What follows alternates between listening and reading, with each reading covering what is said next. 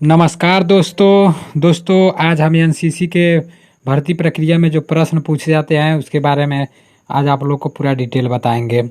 क्योंकि एनसीसी की भर्ती मतलब अब हो रही है तो इसलिए आप लोग इसको पूरा अच्छे से तैयार कर लीजिए। 100% मैं गारंटी देता हूँ कि आप मतलब दौड़ मारने के बाद और रिटर्न में पास हो जाएंगे, क्योंकि एनसीसी में यही सब आता है। देखिए पहला क्वेश्चन है, भारत के थल सेना अध्यक्ष का नाम लिखें।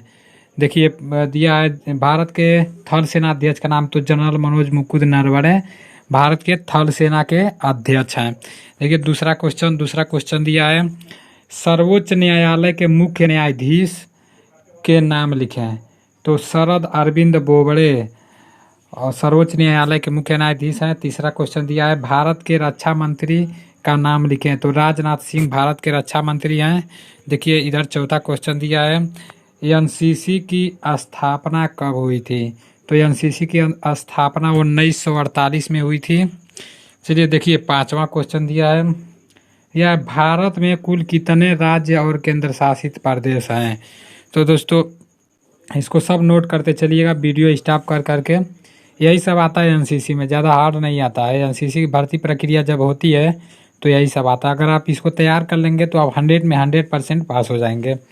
देखिए भारत में कुल कितने राज्य और केंद्र शासित प्रदेश हैं। तो कुल 28 राज्य हैं और कितने केंद्र शासित प्रदेश, तो 9 केंद्र शासित प्रदेश हैं। अब देखिए अगला दिया है, 2 मानव निर्मित आपदा का नाम लिखें। तो मानव निर्मित आपदा क्या हो जाएगा, एक युद्ध हो जाएगा, आतंकवाद हो जाएगा। मैंने इतना मतलब जैसे हम इतना लिखवा दिए हैं, आपको जो अच्छा लगेगा वही मतलब लिख दीजिएगा। किन्हीं दो का लिखना रहेगा, अगर ज़्यादा दे देगा तो मतलब इसी में से लिख लीजिएगा। देखिए युद्ध दिया है, आतंकवाद दिया है, बम विस्फोट दिया है, जातिवाद दिया है, एक्सीडेंट है, सब क्या है, मानव निर्मित आपदा है। देखिए अगला क्वेश्चन देखते हैं। अगला क्वेश्चन दिया है, 5 प्राकृतिक आपदाओं के नाम लिखो। देखिए दिया है 5 प्राकृतिक आपदाओं के नाम लिखो। तो 5 प्राकृतिक आपदा क्या हो जाएंगी, बाढ़ हो जाएगा, सूखा हो जाएगा, भूकंप हो जाएगा, भूस्खलन हो जाएगा, सुनामी हो जाएगा, चक्रवात हो जाएगा। इसमें से आप 5 लिख लीजिएगा। देखिए ये पूछ दिया है, आप एनसीसी क्यों लेना चाहते हैं। तो दोस्तों कितने लोगों को पता ही नहीं रहता कि मैं एनसीसी मतलब क्यों लेना चाहता हूँ। अगर ऐसा आ जाए तो आप लिख दीजिएगा पॉइंट। देखिए पॉइंट करके लिखिएगा, क्योंकि एनसीसी में मतलब पॉइंट वाइज, जैसे पॉइंट से ही नंबर ज़्यादा मिलता है। तो देखिए पहला पॉइंट है, हमें देश की सेवा करने का मौका मिलता है। दूसरा पॉइंट है, सेना भर्ती प्रक्रिया में छूट मिलता है। तीसरा पॉइंट है, हमें अनुशासन में रहना सिखाया जाता है। चौथा पॉइंट है, हमें समय के पाबंद रहते हुए कठिन परिस्थितियों का सामना करना सिखाया जाता है। तो ये होगा 5 पॉइंट खत्म, आपका 4 पॉइंट खत्म हो गया। अब देखिए नेक्स्ट अगला प्रश्न दिया है, भारत के 6 मौलिक अधिकारों को लिखें। तो भारत के 6 मौलिक अधिकार कौन कौन से हैं। पहला है स्वतंत्रता का अधिकार, दूसरा है समानता का अधिकार, तीसरा है शिक्षा का अधिकार, चौथा धर्मनिरपेक्षता का अधिकार, पांचवा है शोषण के विरुद्ध अधिकार, छठवां है संवैधानिक उपचारों का अधिकार। तो ये हो गया भारत के 6 मौलिक अधिकार। अब देखिए नेक्स्ट प्रश्न दिया है, रक्तदान से क्या फायदे हैं। 5 पॉइंट लिखे हैं। तो रक्तदान से क्या फायदा है, 5 पॉइंट लिखना है। देखिए पहला पॉइंट है, रक्तदान कर किसी की जान बचाई जा सकती है। देखिए दूसरा पॉइंट, रक्तदान से हार्ट अटैक की संभावनाएं कम होती हैं। देखिए तीसरा पॉइंट है, रक्तदान से शरीर में नई एनर्जी आती है।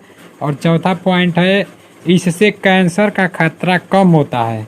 और पांचवा पॉइंट है, रक्तदान करने से वजन कम करने में मदद मिलती है। ये तो हो गया रक्तदान से फायदे। अब देखिए नेक्स्ट प्रश्न दिया है, भारत के पड़ोसी देशों के नाम लिखें। तो भारत के कितने पड़ोसी देश हैं, 8 है। देखिए चीन, नेपाल, भूटान, देखिए यहाँ पर चीन, नेपाल, भूटान, बांग्लादेश, म्यांमार, श्रीलंका, पाकिस्तान तथा अफगानिस्तान। तो इस तरह करके आपका एनसीसी का मतलब ऐसे ही पूछा जाता है। और 3 प्रश्न और है, इसको देख लीजिए, इम्पोर्टेंट वाला है।